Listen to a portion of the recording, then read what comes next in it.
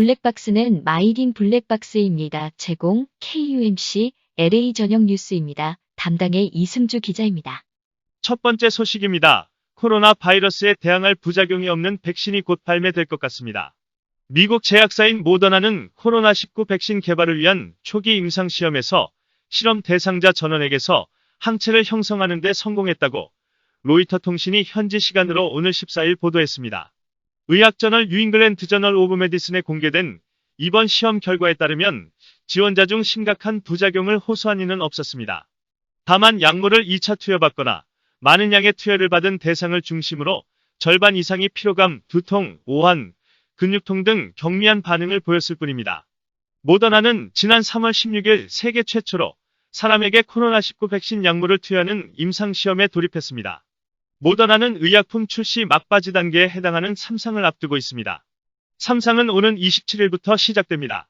항체 형성 소식이 알려진 직후 모더나의 주식은 시간의 거래에서 16% 폭등세를 나타냈습니다.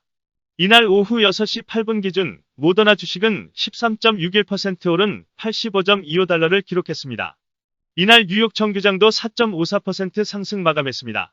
미 경제 전문 매체 CNBC는 모더나가 개발 중인 코로나 백신 1차 임상시험 결과 모든 지원자에게서 강력한 면역체계가 형성됐다는 사실을 검증하는 전문가들의 발표가 알려졌기 때문이라고 보도했습니다. 한편 한국 정부는 코로나19 백신 대량 생산 목표 시점을 내년 연말로 잡고 있습니다.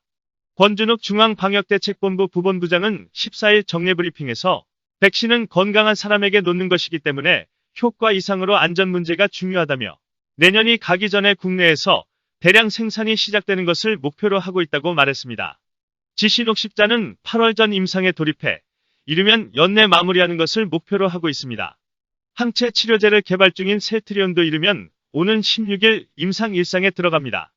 셀트리온은 지난 2월 코로나19 항체 치료제 개발을 시작해 지난달 동물 실험에서 유의미한 성과를 냈습니다.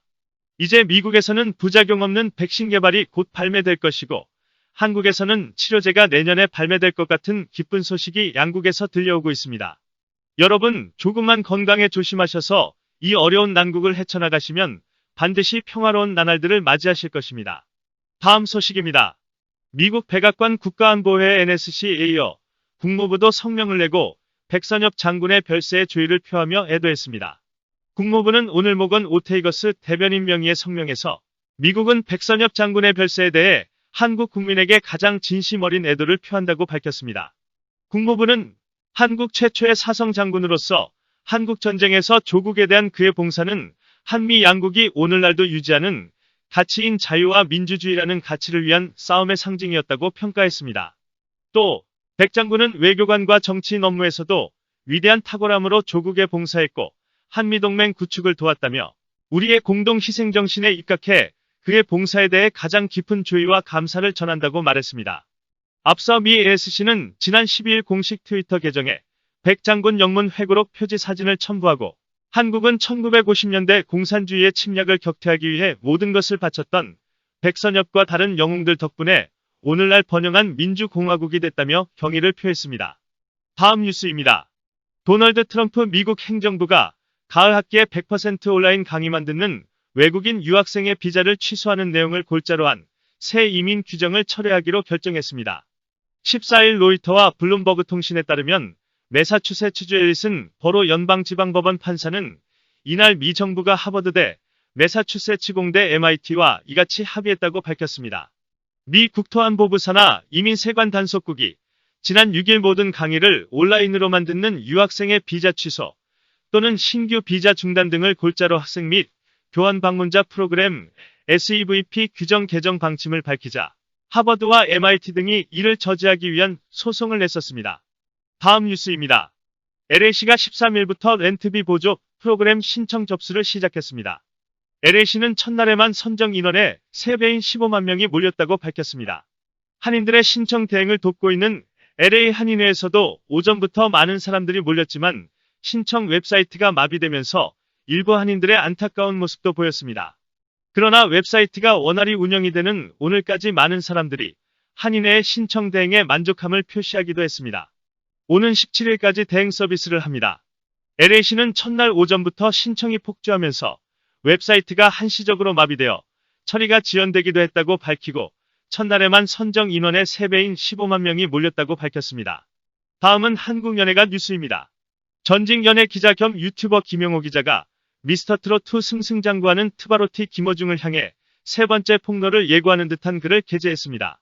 김용호는 자신의 유튜브 채널 연예부장 김용호 커뮤니티 게시판에 제가 말했죠. 사과하고 빨리 군대에 가는 것이 지금 할 수 있는 최선의 선택이라고 시작하는 글에서 김용호를 향한 경고성 멘트를 했습니다. 김용호는 앞서 김어중에게 독일 유학 미스터리와 울산 목공파 관련해서 김어중과 그의 소속사 생각을 보여주는 엔터테인먼트에 해명을 요구한다는 내용의 영상으로 올린 바 있습니다. 하지만 김어중 측이 아직까지 이에 대한 별다른 대응을 하고 있지 않은 상황이고 이에 김용호는 김어중의 대학교 재학 시절 이야기까지 언급하면서 추가 폭로를 예고하는 듯한 글을 올렸습니다. 김어중을 향한 연예부장 김용호의 의혹 제기가 연일 계속되고 있는 가운데 김어중 측이 명확한 입장을 밝힐지에 관심이 집중됩니다. 이상 이승주였습니다. 블랙박스는 역시 마이린 블랙박스입니다. 블랙박스는 역시 마이린 블랙박스입니다.